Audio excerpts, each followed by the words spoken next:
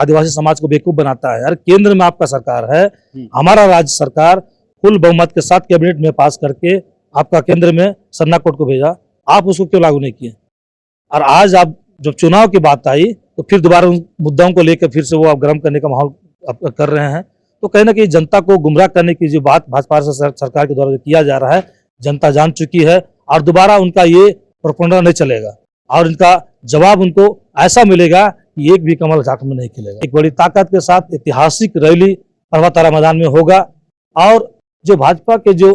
गलत नीति है, जो जनविरोधी नीतियां हैं, उनको पूरी जनता तक और पूरे देश में और राज्य में एक ऐसा माहौल क्रिएट किया जाएगा कि आने वाले समय में जो 400 पार की बात कर रहे हैं वो 40 सीट भी नहीं लाएंगे। झारखंड मुक्ति मोर्चा के नेतृत्व में इंडिया गठबंधन 21 अप्रैल 2024 को रांची के प्रभात तारा मैदान में उलगुलान न्याय महारैली का घोषणा कर दिया है और लाखों की संख्या में लोगों की आने की जो है वह संभावना भी जताई जा रही है। उसके लिए जमीनी स्तर पर झारखंड मुक्ति मोर्चा और इंडिया गठबंधन के एक कार्यकर्ता जो है वह तैयारी में जुट गए और पार्टी के द्वारा जो है वह दिशा निर्देश भी कार्यकर्ताओं को, नेताओं को दे दिया गया है। हमारे साथ बातचीत करने के लिए एल्विन लकड़ा है। एल्विन लकड़ा झारखंड मुक्ति मोर्चा के कार्यकर्ता, एक सिपाही है और कई आदिवासी संगठन के सामाजिक अगुवा है। हमेशा आदिवासियों के जो बुनियादी सवाल है उन सवालों को लेकर के सड़क से लेकर सदन तक जो है वह मुखर रहते, हमेशा आवाज को बुलंद करते रहते। एल्विन जी, 21 अप्रैल 2024 को महाराष्ट्र दिल्ली के बाद जो उलगुलान न्याय महारैली की घोषणा आप लोगों ने किया है, उसकी तैयारियां किस तरीके से आप लोग जमीनी तौर पर कर रहे हैं और उस रैली का क्या संदेश होगा? सबसे पहले तो मैं आपके चैनल के माध्यम से तमाम झारखंड वासियों को सरूल और ईद की ढेर सारी शुभकामनाएं और बधाई देता हूं। और जिस तरह से पूरे देश में जो तानाशाही रवैया हमारे केंद्र की सरकार के द्वारा कही, भाजपा आरएसएस की सरकार के द्वारा बोले, लगातार जनता देख रही इस बात को और उनके अगेंस्ट में, उनके कार्यों के अगेंस्ट में एक ऐसा माहौल क्रिएट पूरा देश में हो गया है। चाहे आप महाराष्ट्र की बात करें, दिल्ली की बात करें, और इस समय हमारा है कि झारखंड में जो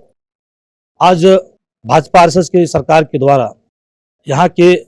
तानाशाही रवैया, जो यहाँ के झारखंड सरकार के हमारे पूर्व मुख्यमंत्री चाहे हेमंत सोरेन के द्वारा बोले या दिल्ली में आपका अरविंद केजरीवाल सरकार की बात करें, तो जिस तरह से इनका रवैया जो है और इनका जो प्रोपेगेंडा जो पूरे देश में चलाया जा रहा है, ये लोग सत्ता के नशा में इतना चूर हो गए हैं कि बिना सत्ता के ये लोग नहीं रह सकते। आज जिसके कारण है कि आज ये लोग चुनाव से पहले जिस तरह से हर वो मजबूत नेता को, मजबूत लीडर को बेबुनियाद आरोप लगाकर ईडी सीबीआई को पॉकेट में लेकर ये लोग उनका गलत इस्तेमाल करके जेल में डालने का जो काम कर रहे हैं। और जो इनका जो नाकामयाबी है, जो ये बड़े बड़े विकास की बात करते थे, बड़े बड़े देश में अपने मैनिफेस्टो के द्वारा कई ऐसे विकास के मुद्दाओं को लेकर आगे बढ़ते थे, लेकिन इनका कथनी और करनी में बहुत अंतर है, जिसका नाकामी छिपाने के लिए ये लोग अपना कमजोरी को छिपाने के लिए जनता को दिग्भ्रमित करने के लिए ये लोग ईडी सीबीआई लगाकर पूरे देश में एक ऐसा माहौल क्रिएट करने का प्रयास कर रहे हैं। लगता है कि पूरी तरह से यहाँ लोकतंत्र का हत्या हो जाएगा। उन बुनियादी मुद्दों का क्या हुआ, जिन बुनियादी मुद्दों को लेकर के झारखंड से वह प्रत्याशी जो लोकसभा के चुनावी मैदान में होते हैं, जो राजनीतिक पार्टियां प्रत्याशी जो है वो चुनावी मैदान में उतारते हैं, प्रत्याशी देते हैं और बुनियादी मुद्दों के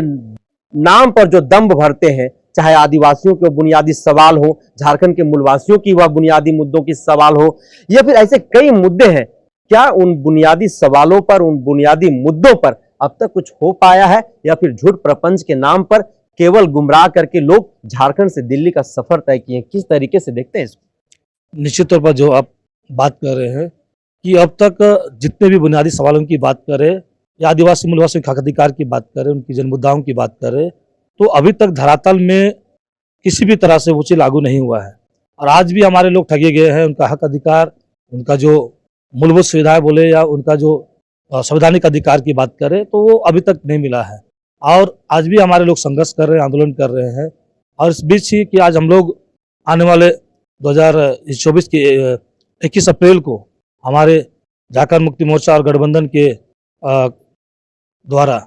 एक बड़ा आंदोलन का रूपरेखा तैयार किया गया है, जिसमें जो भाजपा आरएसएस की सरकार जो केंद्र में बैठी हुई है और बड़ी बड़ी जो बातें करती है और उनका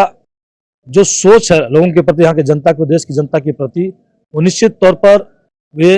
तानाशाही रवैया के रूप में जो दिखती है और उनका कथनी करनी में जो अंतर है, इस बात को बताने के लिए एक बड़ी ताकत के साथ ऐतिहासिक रैली पर्वतारा मैदान में होगा। और जो भाजपा के जो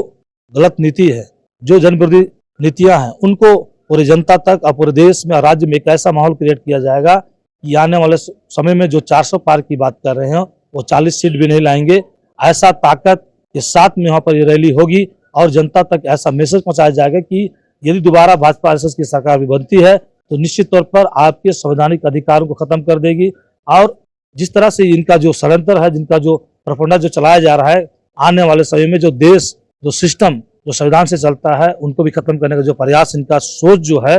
जिससे कि पूरे जहाँ की जनता का जो लीगल राइट्स है वो किस तरह खत्म होगा, इस बातों को भी हम लोग वहाँ पर हमारे बड़े नेताओं के द्वारा बताया जाएगा और यहाँ की जनताओं को जागरूक करने का काम किया जाएगा, ताकि आने वाले समय में ये भाजपा आरएसएस को मुंह की खानी पड़ेगी और ये रैली वो एक ऐसा साबित होगा कि आने वाले समय में इनका खाता तक नहीं खुलेगा। झारखंड के 24 वर्ष के सफर में पहली बार